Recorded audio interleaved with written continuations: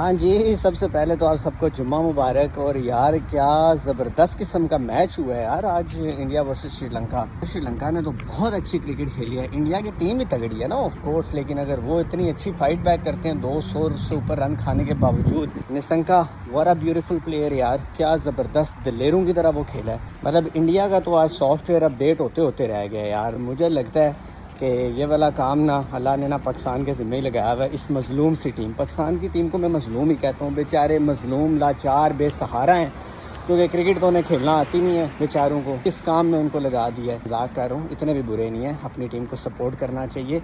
और मेरी पाकिस्तान टीम से रिक्वेस्ट है कि भाई खुदा का वास्ता है तुम लोग ये जहाज़ उड़ा के गिराने वाले काम छोड़ दो, ये मीम्स बनाना छोड़ दो। ये पाकिस्तानी काफ़ी लोग बैठे हैं ये काम करने के लिए, उनको उनका काम करने दो। आप अपना काम करो, क्रिकेट खेलो। टीम इंडिया बहुत ब्रिलियंट टीम है भाई, कोई इसमें शक नहीं है, लेकिन थोड़ी सी ओवर कॉन्फिडेंट हुई है, गरूर आया हुआ है, एरोगेंस आई हुई है, तो फिर उसका अंजाम बुरा हो भी सकता है। क्योंकि क्रिकेट है भाई, देख लें एक प्लेयर ने आज पूरी गेम चेंज कर दी श्रीलंका के।